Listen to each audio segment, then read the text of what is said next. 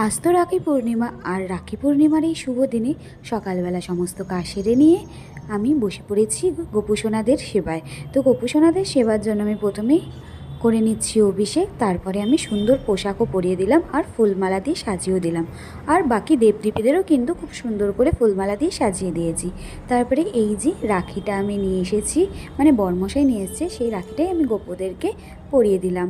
আর যেহেতু আজ রাখি উৎসব, আমার দাদা তো আসবে রাখি পরতে, তাই দাদার জন্য একটা রাখি এনেছি। তো সেই রাখিটাও গোপু সোনাদের চরণে টেকে আশীর্বাদ নিয়ে নিলাম। আর এখন আমি গোপু সোনাদের ভোগ নিবেদন করে দিচ্ছি। আর আজকে ভোগে রয়েছে 7 রকমের মিষ্টি, 3 রকমের ফল, আর রয়েছে মিষ্টির দোকান থেকে নিয়ে আসা কচুরি, আর সাথে ছিল ছোলার ডাল। তো দেখো এখানে গোপু সোনাদের আমি ভোগ নিবেদন করে দিয়েছি, তার সাথে আমি বাকি দেবদেবীদেরও ভোগ নিবেদন করে দিয়েছি। পুজো দিয়ে নিয়ে উঠে আমি একটু চা খেয়ে নিয়ে রান্নাবান্নাটা সেরে নিয়েছি। আর রান্নাবান্না সারতে সারতে দাদাও চলে এসেছে। আর দাদা আসার পরে বেশ কিছুক্ষণ গল্প করার পরে দাদাকে রাখিটা পরিয়ে দিলাম।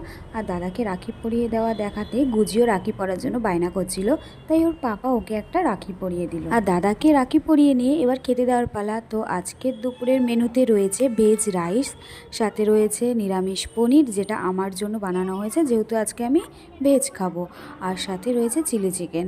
আর পরে আমি একটু পাঁপড়ও ভেজেছিলাম। তারপরে আমি দাদাকে আর বরমশাইকে খেতে দিয়ে দিলাম। আর দেখো এখানে দুজনে মিলে খেয়ে নিচ্ছে। আর আমি যা সর্বনাশ করেছি কি বলবো, সর্বনাশ বলছি কারণ এই যে ব্লগটা আমি পোস্ট করছি এখানে অনেক ক্লিপ আছে মিসিং, যেগুলো আমি এর মধ্যে মানে এই ব্লগটার মধ্যে দিতে পারলাম না। কারণ হচ্ছে আমি ভেবেছিলাম যে আমি হয়তো ব্লগটা এডিট করে পোস্ট করে ফেলেছি, তাই কিছু ভিডিওর ক্লিপ আমি ডিলিট করে ফেলেছিলাম।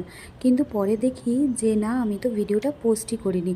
তারপর আর কি করা যাবে, যেটুকুনি আমার কাছে ভিডিওর ক্লিপ ছিল সেটুকুই আমি এডিট করে পোস্ট করে তোমাদের সাথে শেয়ার করলাম। তো দেখো দাদারা খেয়ে নেওয়ার পরে আমি এখানে খেতে বসে পড়েছি। তারপরে খাওয়া দাওয়ার পর অনেকক্ষণ গল্প করছিলাম। আর এখন দাদা বাড়ি চলে যাবে, তাই দাদা আমাকে রাখির গিফটটা দিয়ে দিল। আর গিফটটা আমার সংসারের জিনিস, আর সংসারের জিনিস পেয়ে আমি প্রচণ্ড খুশি হয়ে গেছি।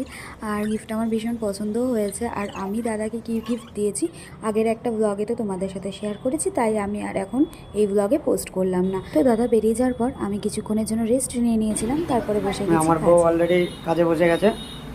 অফ করে আবার অন করেন ভাই, এটা লেখা দেখো, অফ করে আবার অন করেন ভাই। আমার বউ কাজে বসে গেছে, সব কাস্টমাইজ শুরু হয়ে গেছে ঘরে। তো দেখো এখন খাওয়া দাওয়া করতে বসে গেছি, মানে রাতের ডিনার। আর রাতের ডিনারে বরকে বলেছিলাম যে বাটার নান নিয়ে আসতে, পনির দিয়ে খাবো। আর সেই মতো বর বাটার নান কিনে নিয়ে এসেছিলো। তো বাটার নান দিয়ে পনির খেতে খেতে আজকের ব্লগটা এখানেই শেষ করলাম। ব্লগটি ভালো লাগলে অবশ্যই একটা লাইক করে দিও। সবাই খুব খুব ভালো থেকো। দেখা হচ্ছে পরবর্তী একটি ব্লগে। ততক্ষণের জন্য টাটা।